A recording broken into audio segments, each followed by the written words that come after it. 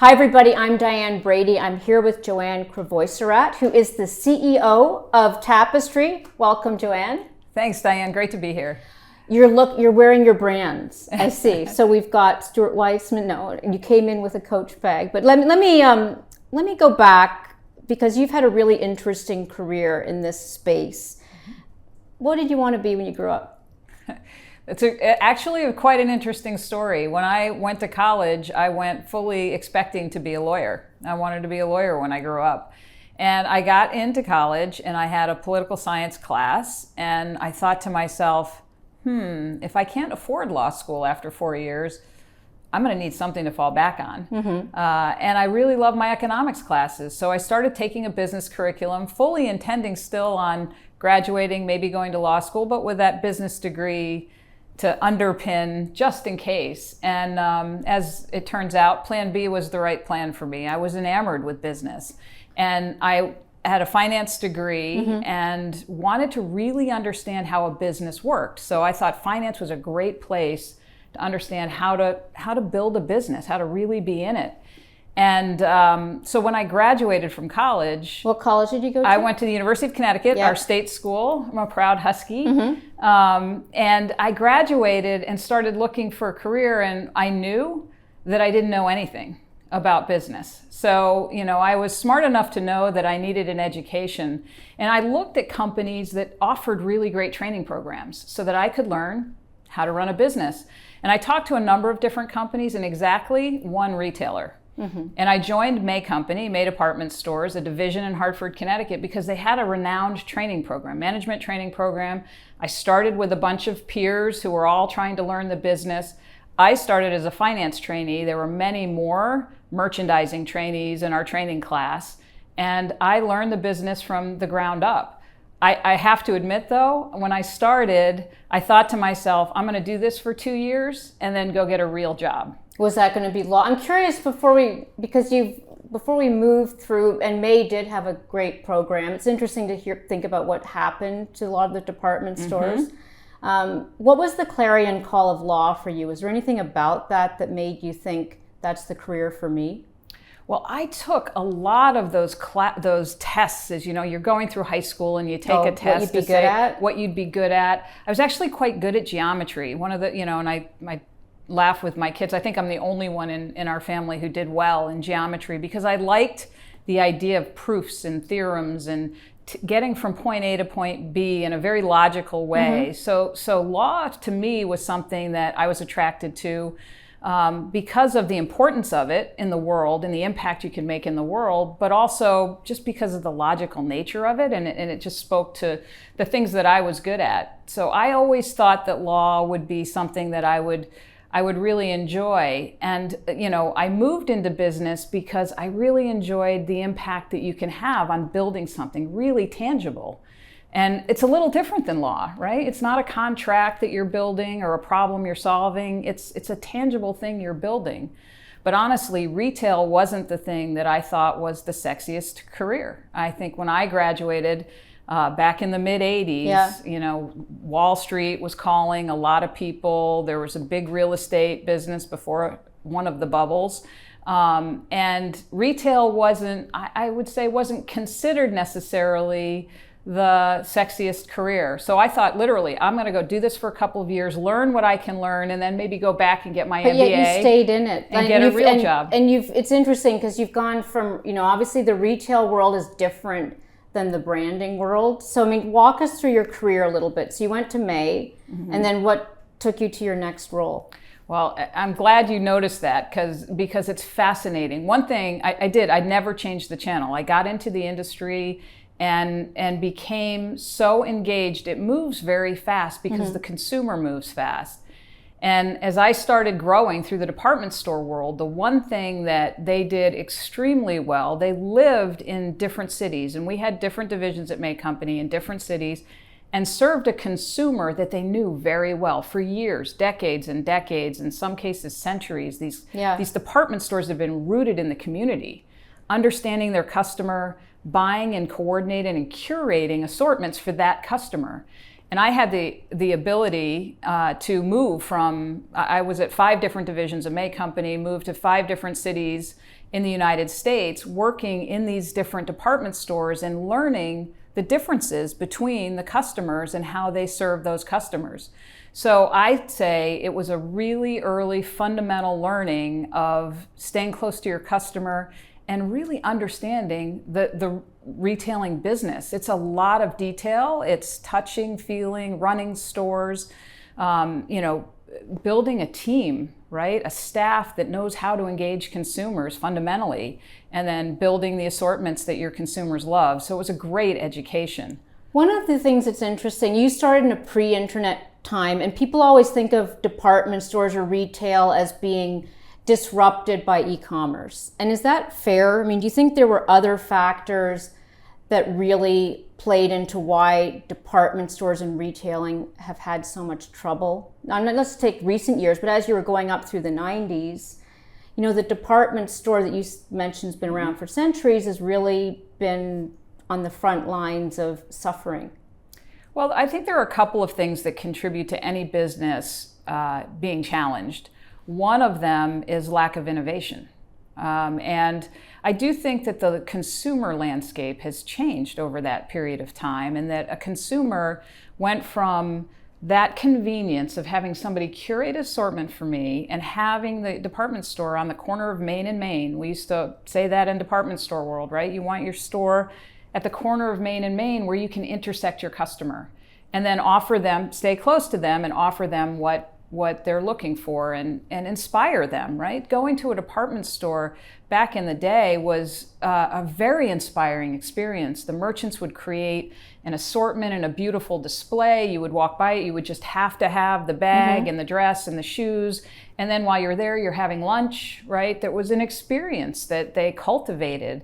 And the world and the customer moved, right? Time became more of a priority. So spending an hour for lunch in addition to shopping was difficult. And and I saw those changes as I worked in the department store business. We began closing the restaurants, and some of the things that used to cater to what the customer wanted, we had to adapt and change.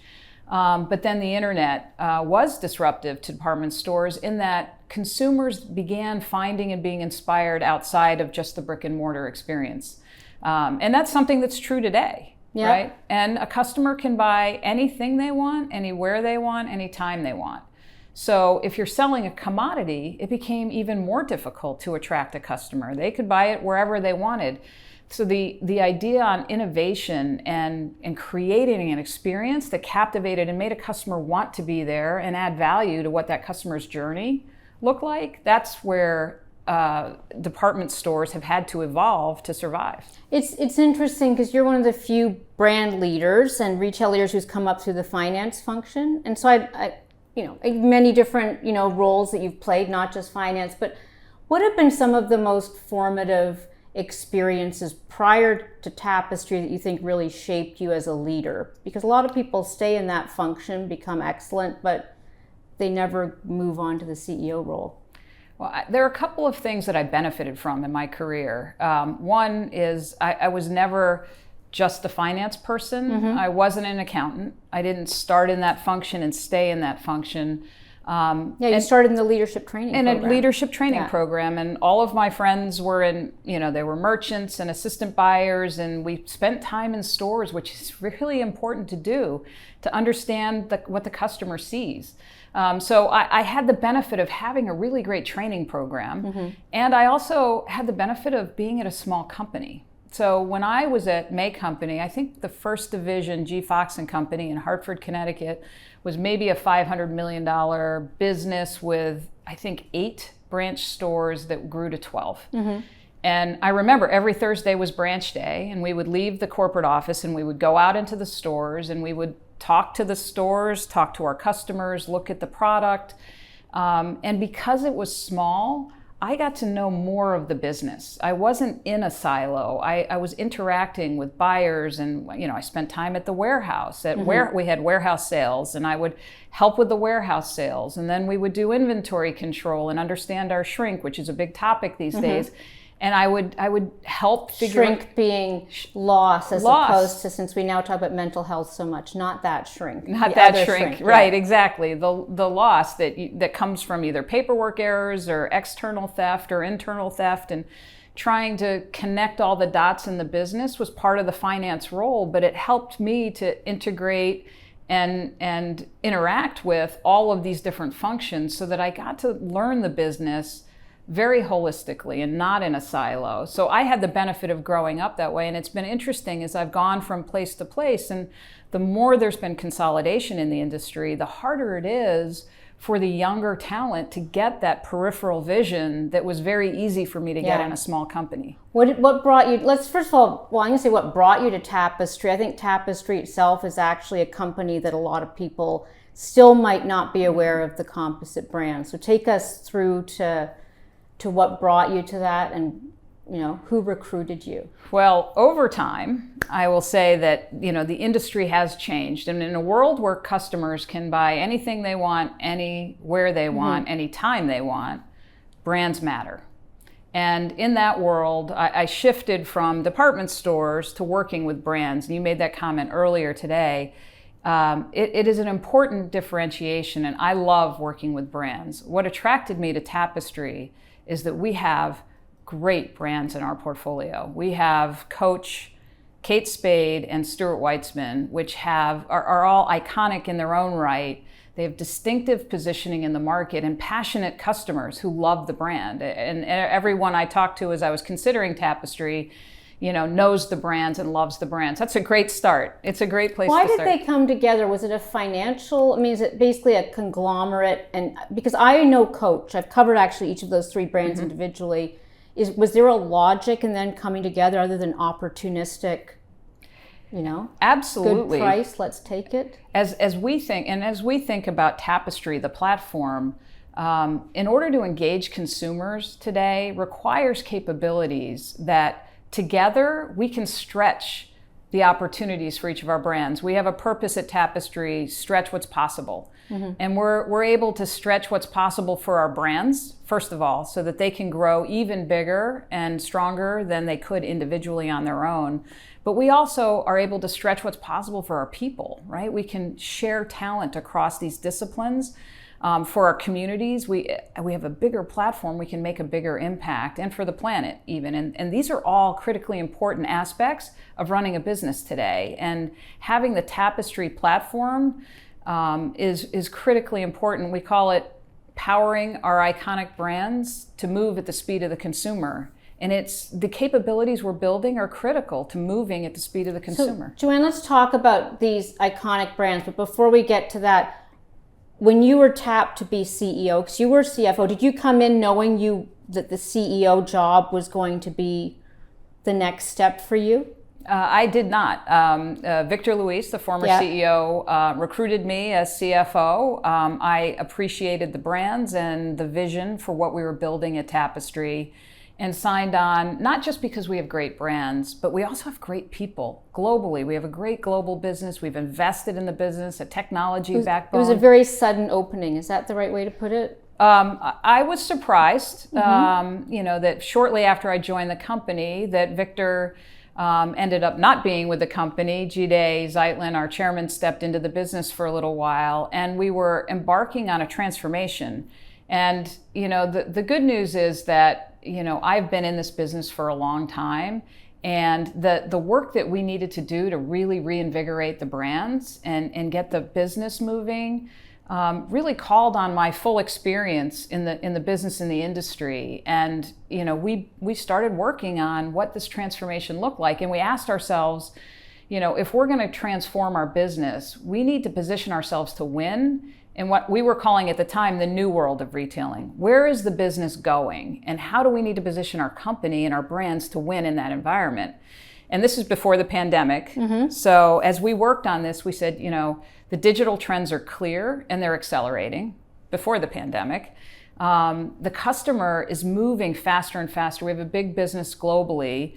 Particularly in China, we saw that customer really leading and moving quickly. They say generations happen in 5 years in China, right? Mm-hmm. So we had the experience in that market to know that the consumer and their priorities and values were changing, and we need to be agile to change with them.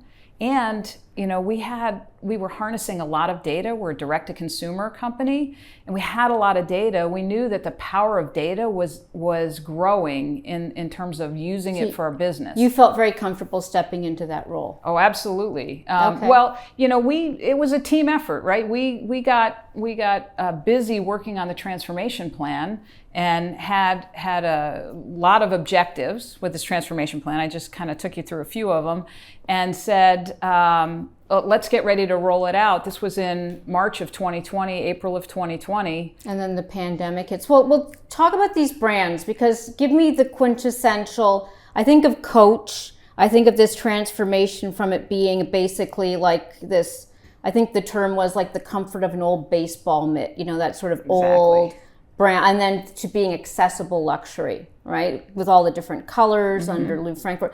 How would you describe the brand at the point at which you took over? Same thing? The brand had grown incredibly successful, and owe a lot to Lou Frankfurt, who really built the accessible luxury space, which is an incredible brand. Coach is an incredible brand.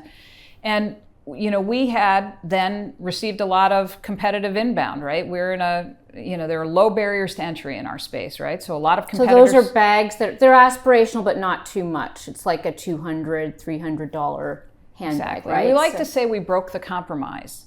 You could get a beautiful, well-crafted leather handbag and not pay the prices at the pinnacle luxury, the European traditional luxury. So you can get it at a price that that many people can afford.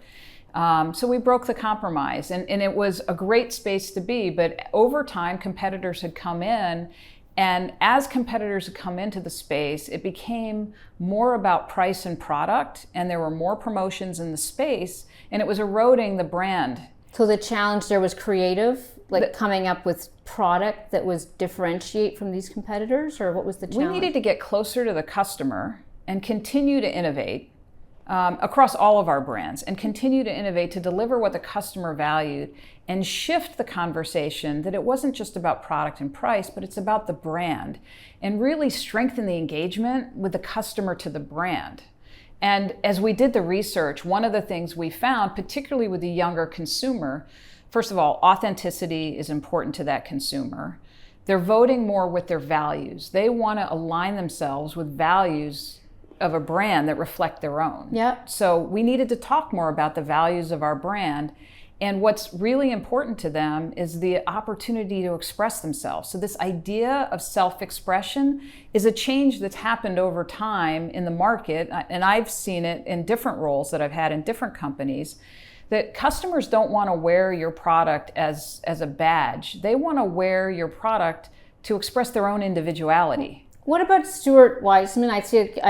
I associate that as being very expensive, comparable, in terms of I think of them, they're not, maybe I'm not going to even mention another brand, but they're not accessible luxury for a lot of people. So how would you describe the classic customer there? Stuart Weitzman, it sits a little bit higher in the spectrum, but still represents a value to the top end of the market. So the top end of the market is still quite a bit higher than the Coach. It can be the same customer, but it does reach a little higher. To your point, Coach has a broad customer base, I would say, and I think meets customers at a very affordable, but also goes up pretty high. Still representing a tremendous value in the marketplace, though, with the innovation, the quality, and the style that Coach delivers. It really is unique in the marketplace, and it delivers, as I said, tremendous value. Stuart Weitzman does as well. The price points are a little bit higher. What Stuart Weitzman does so well is we call it the fusion of fashion and fit. that Stuart Weitzman is a shoe that is, on the red carpet. It's beautiful, it's stylish, but it also is comfortable and fits well, and has multiple sizes. It's a very inclusive brand in that way, and consumers who know it really love it. They buy multiples of the same shoe, different colors. They're customers for life. So our work is really to get more customers to be aware of the Stuart Weitzman brand, because we know it is to love it. Kate Spade, which I know very well.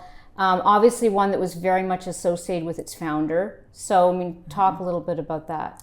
Yeah, so Kate Brosnahan, and Andy Spade created a great brand. And it was unique, and it is still distinctive in the marketplace. It represents feminine fashion and fun in a way that is distinctive. It is not, it targets a different customer. It owns a different space than other brands, and I think is unique in the market. And it's what customers love about Kate Spade. If you think about Kate Spade, it sort of brings a smile to your face. It has color and joy.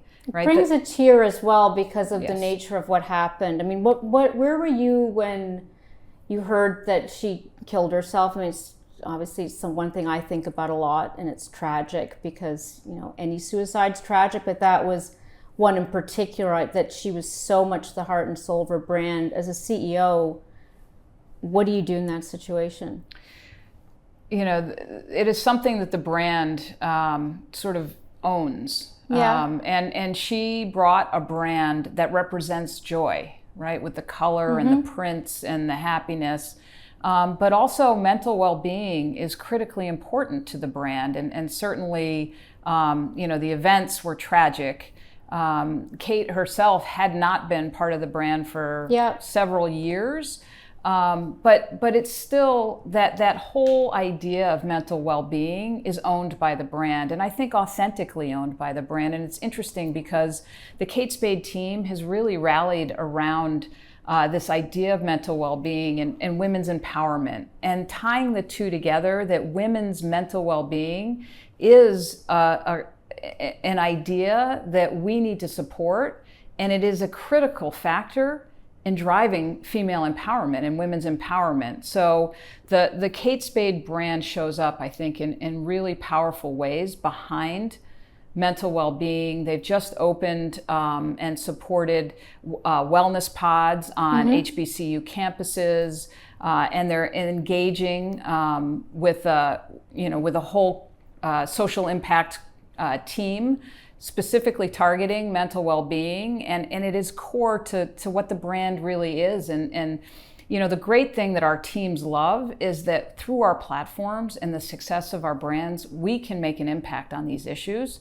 and they're excited and energized to do that. So talk about, you mentioned transformation and sort of synergies and culture. When you think about when you got to Maysource, you know what the CEO job was like. You weren't probably that close to the CEO, but when you think about the CEO job today from where you sit, what are the challenges and opportunities that you see right now for Tapestry or just for the industry? Well, I think it's different than it was when I was growing up in the business, because the things that You're managing creators. Well, managing creators has always been, fun. Right. And it's part of the job that I love. I could work in banking and I wouldn't get to walk a showroom every day, or go see great handbags. The creativity part of our business is really, it's compelling, and it draws talent actually to our business, and it's great part of our business.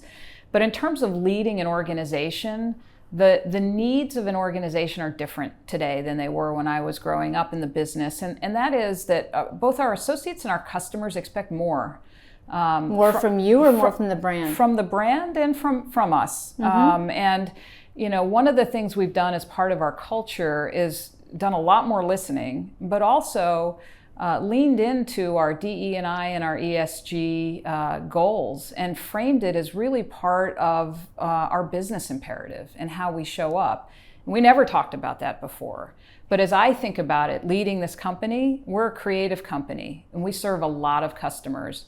Our DE&I efforts are critical to our success. We need to have diverse teams at the table to deliver the creativity that we need that the customers will respond to. And it's not enough just to have diverse teams. Everybody talks about inclusion. The people on our teams have to have a voice. If they don't have a voice, then we're not benefiting from it. Right. We've done a lot at the company to really promote DE&I.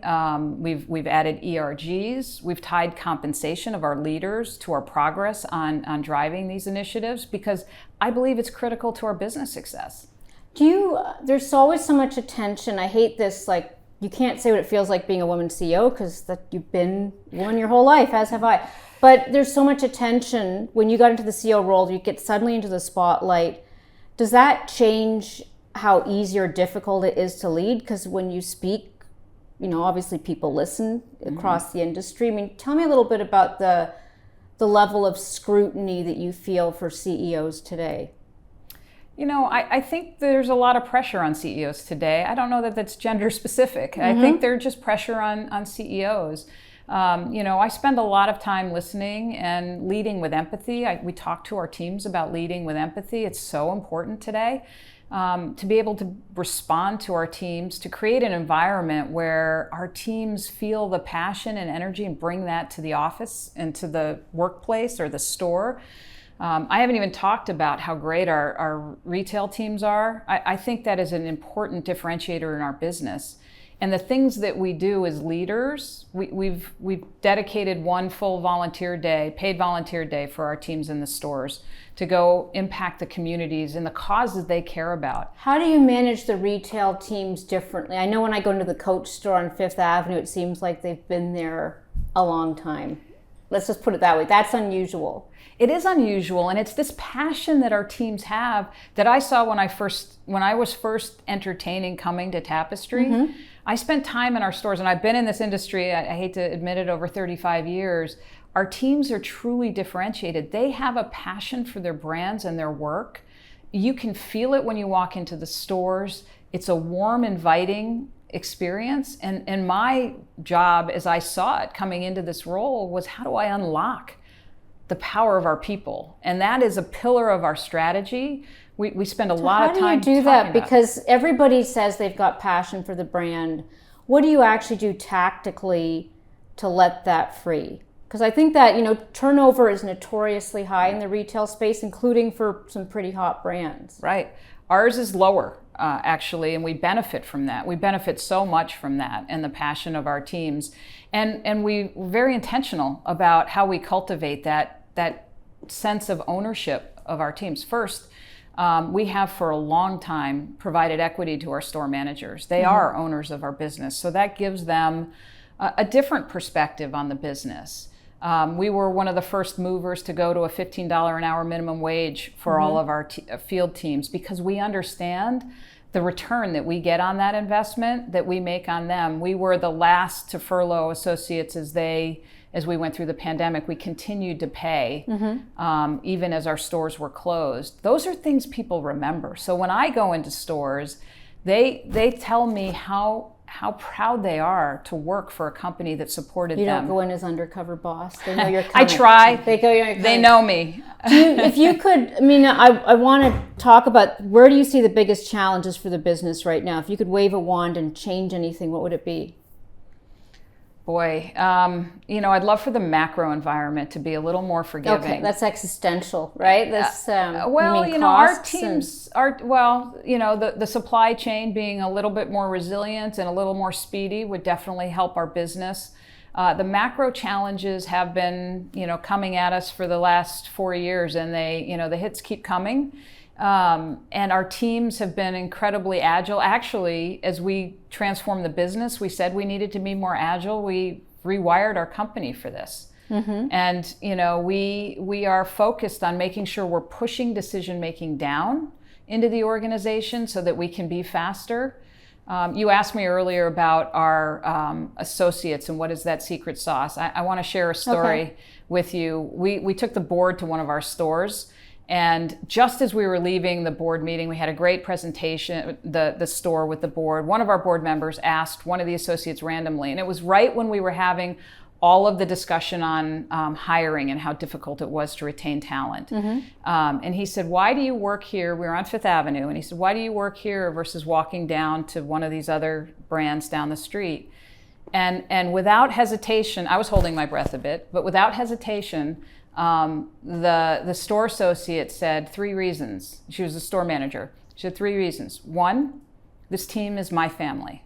And I would do anything for the people in the store, and the people in the store would do anything for me.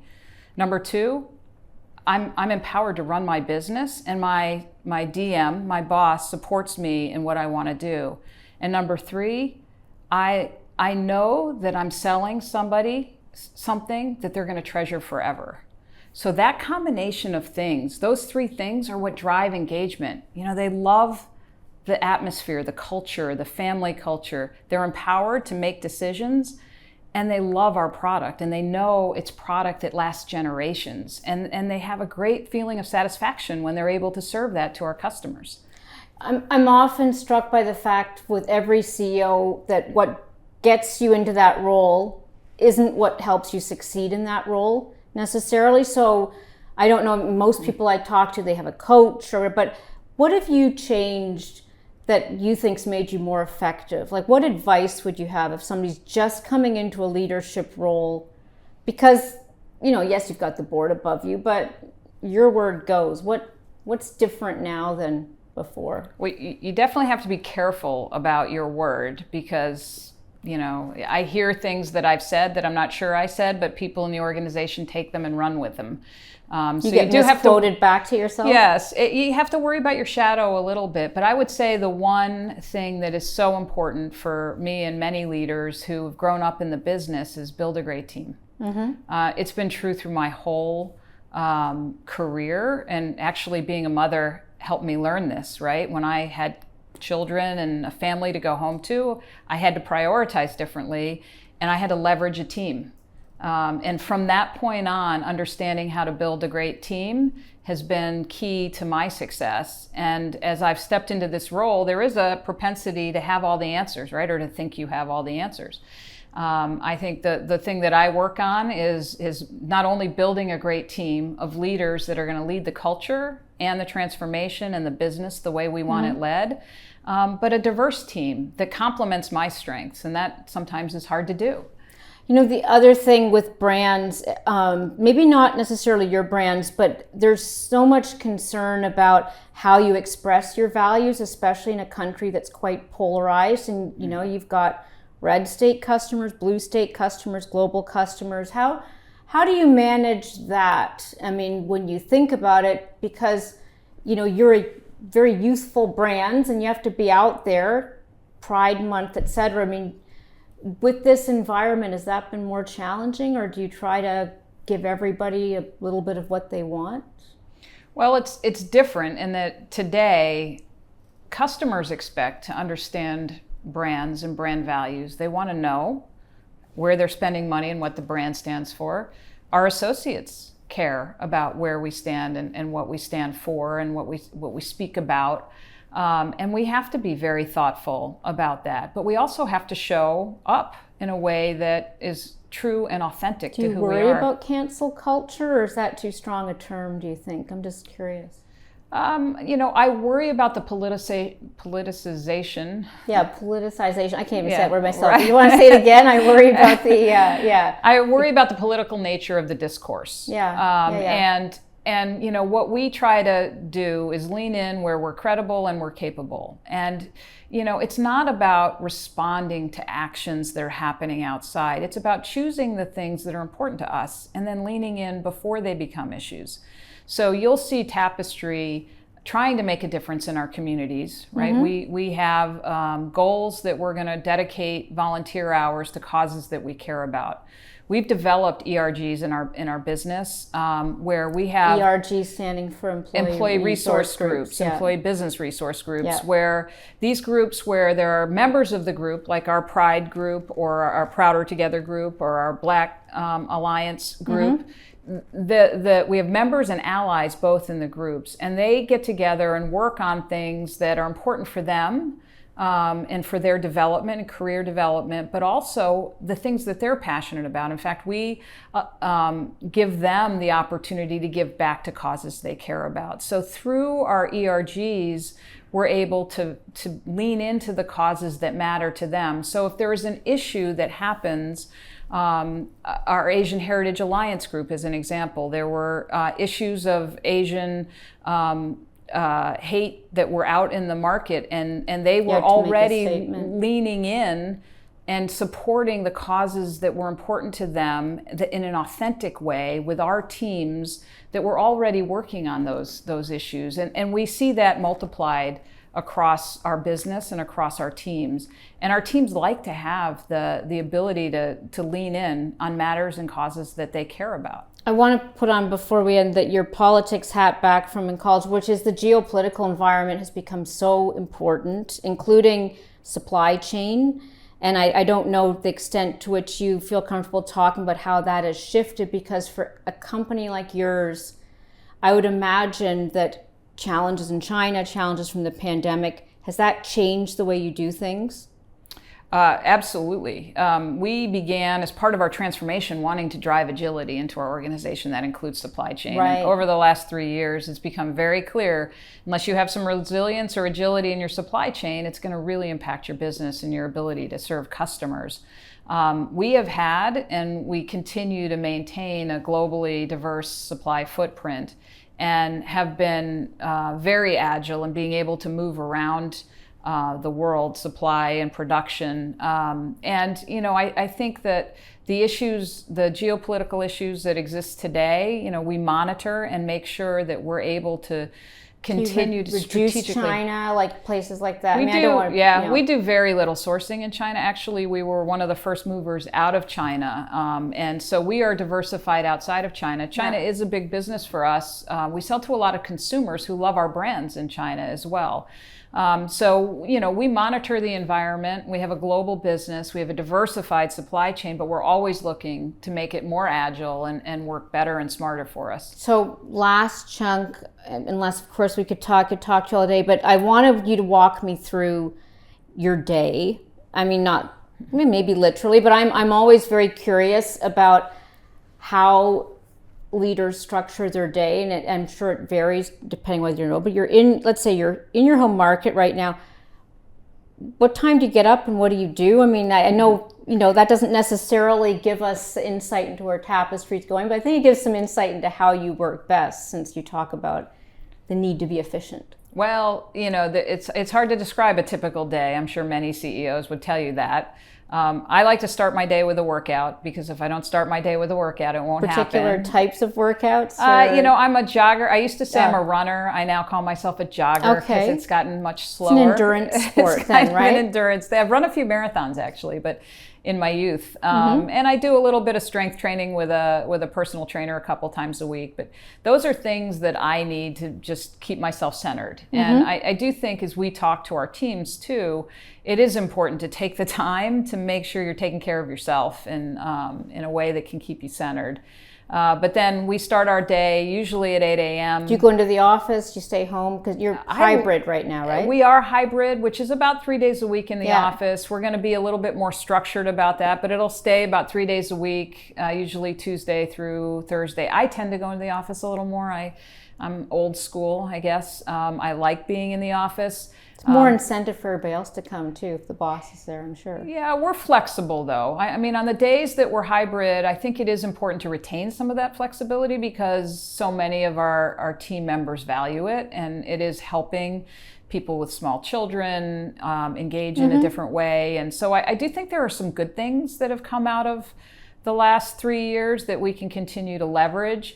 I am, you know, very interested in making sure we're back together 3 days a week together, so that we can learn from each other. That, going back to my early days where I had all the peripheral vision of working across a small company, we need to provide even our youngest talent the opportunity to learn and grow more broadly. And I do think being together is helpful.